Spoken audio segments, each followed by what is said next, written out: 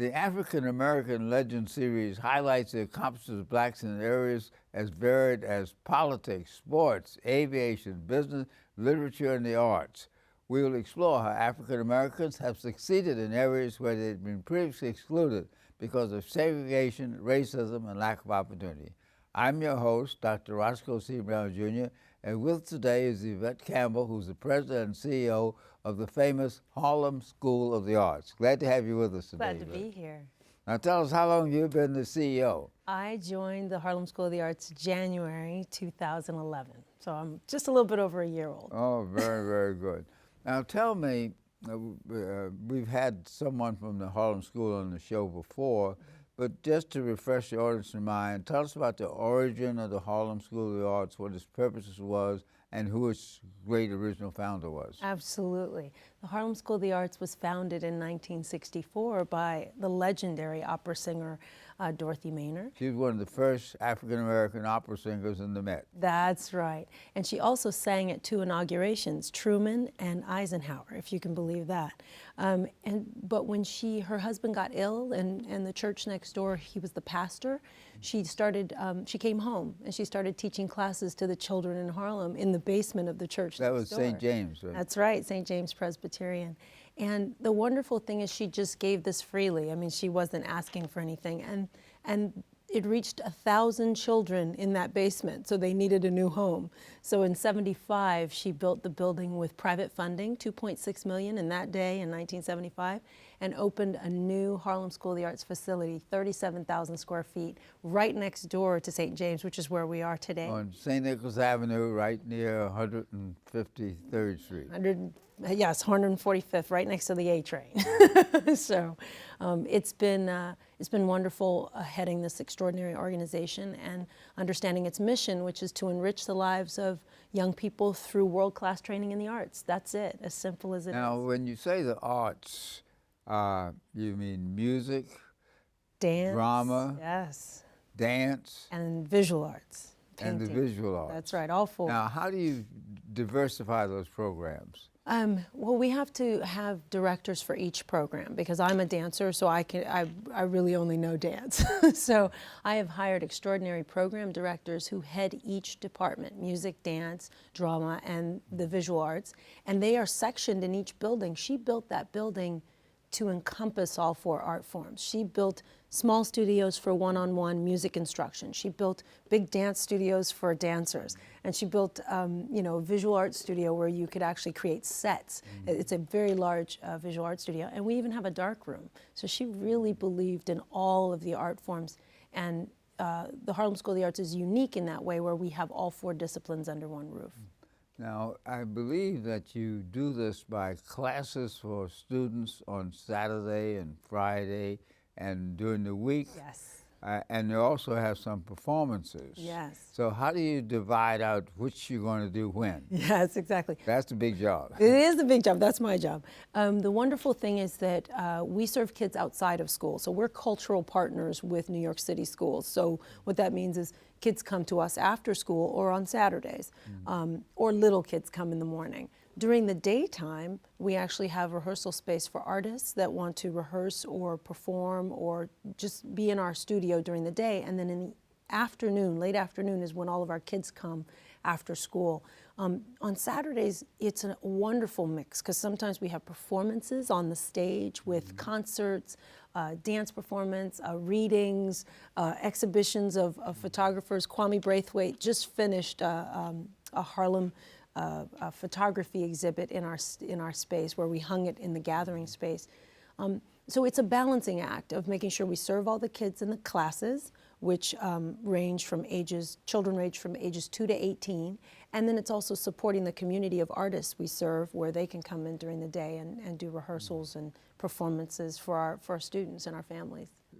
You have programs that relate to the schools as well.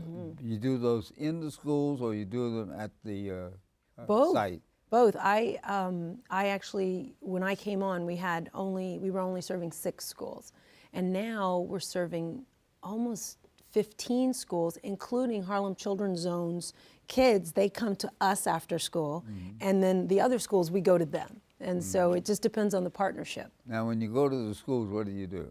It depends on the school's curriculum. So let's say they want music this year and they're studying Africa. We might suggest that they study African drumming and Latin rhythms and that kind of curriculum. So you bring drummers to the school? That's right, and drums, and the actual drums themselves. And they teach the kids rhythms, and they teach the kids origins of music. They oftentimes incorporate culture from where the music has come from, where the drum has come from. So it's a full arts education experience. We are really trying to partner with our schools because as the city takes, and they have to streamline their budgets when they can, but the first thing that goes is art. And so we're trying to partner with our schools to make sure that that doesn't happen. Do you do dance in the schools as well? We do dance. We even do visual arts, which I just bought supplies to go up to one of the schools. So we do dance and we do acting and we do visual arts. The dance is fun because the kids get to move and stay in shape. And in this day and age, everyone's typing with their fingers and their thumbs. They're not really getting up and dancing and moving. Like the first lady said, we have to get fit and stay fit. So you have a staff that actually goes to the school to do this? We have teaching artists, that's what we call them, and they work with the school directly. So they go on site, they show up for a regular class, maybe over 6 weeks, over 8-week residency in each school, and then we pay their salary. And we also How large is your staff? You sound like you have a staff, a cast of thousands. I feel like it's a cast of thousands, but it's not. We have approximately 75 faculty, and we have 21 administrative staff because we have to support a building that's that has a boiler on top of it and has things that I have to serve. Make the building available to community groups that might want to do performances there. Yes, right now we're hosting Hadley Players in our Black Box Theater next door. And we're working, actually partnering with Harlem Arts Alliance to make sure that people know that we have space to rent, space to offer for community meetings. We even hosted a Harlem Arts Alliance meeting in the evening at the school. So we're trying to re-engage with the community, and I think that had been lost in the last administration of the school, that they didn't realize they're part of the community, they have to benefit the community, and they have to make sure that young families have the arts for a long time to come. I've noticed a number of people in the community didn't really know where the Harlem Schools of Arts was located. This is true, and a lot of that has to do with how it was built. Ulrich Franzen, the architect from 1970s, he built it to hide the school. That was what he was trying to do. And when you walk inside, when you walk inside, there's this beautiful courtyard with a waterfall, with plants, and you're thinking, I've walked into an oasis. But he really was trying to hide that, what was behind it from the community. I personally want to open it up to the community and make sure that the community... I was around during that time when they were doing that development. And there was a lot of crime and others, and they wanted to make it safe. And they certainly made it safe, but to make it safe, it made it sort of invisible to the community. You could go by it and not know. People still walk right by it, and they go, where are you? I'm at the corner, and they're calling me. I'm like, just turn around and go back. So yeah, it's that's my goal, is really to re-engage HSA in the community and have the community engage in HSA. Now, in terms of fundraising, how do you, that's the biggest job of a CEO, I know. How do you raise your money? How much do you need? And how can we write checks? Yeah, that's a good one. So I'm going to start with that, right? Okay. So how you write checks is you go to our website, hsanyc.org, and click the donate button.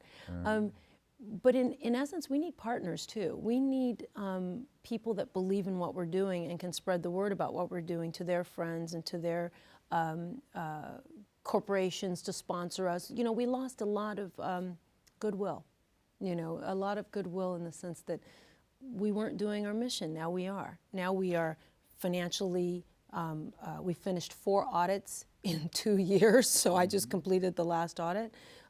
We've gotten our books in order. We are preparing for FY13, and we're looking to the future with a strategic plan. And so right now, our budget is composed of 2 parts. Contributed revenue, meaning people that give us gifts, and earned revenue, which is the rentals, the adult classes, the tuition, that kind of money that we bring in for fees. But we don't want to charge that out to our families. So that's only 30% of our budget is earned, is tuition. That's why we try to keep it low for our families. 70% is contributed. Every year we have to raise $2.1 million. And some of that comes from public sources like New York State Council of the Arts, the National Endowment for the Arts, I hope. Yes, absolutely. The Department of Cultural Affairs and the city has been wonderful, and NISCA, New York State Council on the Arts, has been wonderful in funding. But you must, as a not-for-profit today, you have to diversify that pie. So it can't just be the foundations and the government supporting it. It has to be individuals who believe in what you're doing. And if you're not doing your job, then no one will believe. Well, of course, you made a very good point. It has to do with how you relate to the community. Harlem is a internationally known community. Yes. But Harlem is also changing. Yes. At one time, it was 95% African American, and now it may be 50, 60% African American. Yeah. And so part of the attraction of Harlem was this is a esoteric place where we do arts and so on. Yes. But actually, there's such a diverse background of people in Harlem that could be and should be recognized in the arts. Now, what are you doing to involve a more diverse population in the Harlem School of the Arts? Well, we're trying to make sure our images reflect our population. So our population now is 50%, 55% African American, about 20% Latino. We have Caucasian is about 20%, and then Asian and Native Americans. And so we've looked at our demographic, and it reflects Harlem today. There are young families coming into Harlem. There are continuing to be old families in Harlem, and that how they mix together is a reflection of HSA, is a reflection of who we want to be. We want to make sure that we are vital for today's Harlem community, and without forgetting our past, without forgetting who we were.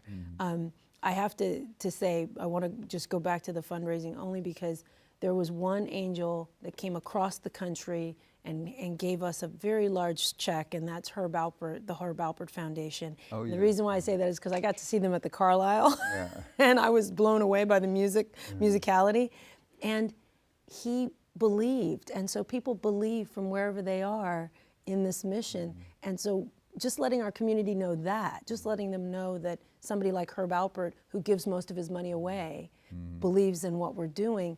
So I think the people up the hill can believe in what we're doing as well, not just someone from California, but someone. Yeah, it's a very interesting point because you have that creative tension between being a school and a performing arts center. That's right. In terms of your values, which do you value more, the performances you give or the instruction that you provide? Actually, I'm going to say neither, only because it's the enrichment of both. So our mission is about empowering young people and the families and their families. And so if I can do that through performance. Let's look at that. Art is a state of mind, it's a state of culture. And in many communities, they have theaters and galleries where people like to show off their art. On the other hand, because art is something that everyone needs to be involved in, many communities want to have a place where their children and people can learn the arts. So when you say Harlem School of the Arts, to me that means that you're really a place to learn rather than to perform. This is true. I'll take that. But also, it's about learning what art takes. So art takes discipline, creativity, rigorous training, stuff that people think, oh, I can dance, so you think you can dance today just because you took a few lessons. Not the case. To study and to master the violin takes years, right? And so then what we do is we bring artists up to show the mastery of that, to show how long it took to get there and what that, how you get to that artistry. So we start with the kids, and we usually show them on stage. We bring the kids up and go, okay, this is what they're doing today. Then we bring a master violinist up and say, this is where you could get to. And so there is, when you see the performance and you've studied, you realize how long it takes to get there. If you've never studied, you think it's easy. And that's actually the problem I'm facing today, is that kids are like, oh, I can play the piano. I'm like, did you study? Did you take a lesson? So we have those TV things, Dance with the Stars, which I could dance. That's not dancing. Right. And Martha Graham said it best. I'm sorry, before 10 years, you don't even talk about being a dancer until you've studied for 10 years. I couldn't even say those words. My mentor, Denise Jefferson, who was dear to me, was like, you need to study before you can be a dancer. So Well, of course, you were at the Ailey School before. I was a student of the Ailey School. I moved here from California a long time ago. Not so long for you, but maybe long for me. And I studied as a scholarship student, and which meant I auditioned for the privilege to study at Ailey. And then I danced with Ailey too, their second company. And so dance, for me, dance is about the rigor of creating a dancer. So you can't be a dancer without having gone through the 16,000 hours that it took to get there. So, and so I appreciate dance now when I see it. Now, what about the drama aspect of it? Oh, yeah. How do you teach drama at the Harlem School of the Arts? We start young. We have a class called Early Actor. What is the youngest age that someone can go to the school? Age 2. Age what? 2. 2. Oh. 2, a whole 2. And they come with their parents. And we start early childhood classes with the family so that they understand what the child is trying to learn. But we, acting is a different animal. Like, that's the one that I don't,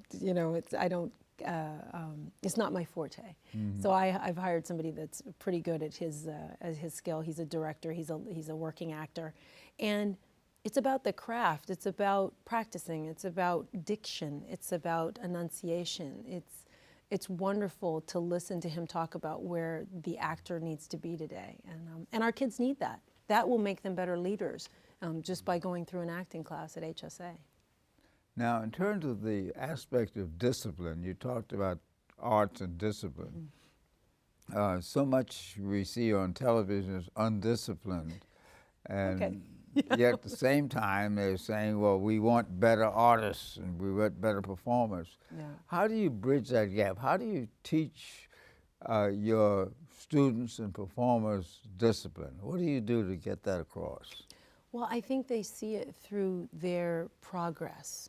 So if you start out and you can't play this song, and our teachers are really good at this, is they say, okay, don't worry about, trying to master this song. You never master a song. You strive for perfection, but you never really attain that. As an artist, you realize what you don't know when you finished your art form. And so the teacher really takes them step by step and says, see where we are today. They mark it and they say, see, you can't play this song. And then they go through 6 or 7 lessons and then they play the song and then they show them, here's where we were. And then they take them on the journey of discipline. Because you can talk about discipline, but unless you actually show them the steps toward progress and success in achieving, let's just say, one song on the piano, you can't see it for yourself if you don't look back and see how far you've come. Now, that's where your race to the schools comes in one sense, but there are a number of community groups, church groups, police athletic groups, youth groups. How do you cooperate with those groups in the community? Well, we're working to create partnerships. So, for example, one of my favorite ideas that I've come up with recently is I want to work with the churches in Harlem to create a praise dance festival where we bring all of the liturgical dance from each of their ministries, the dance ministries, and have them come to Harlem School of the Arts and celebrate and do some workshops and really just celebrate that art form that I don't think people realize. Almost every church has a dance ministry, and there takes discipline in that. So, so that's one of my fun ideas. Also, just letting them know that we're a resource for them. So if they need to come and have a class or have a group lesson, sometimes we have mommy organizations, for example, Jack and Jill.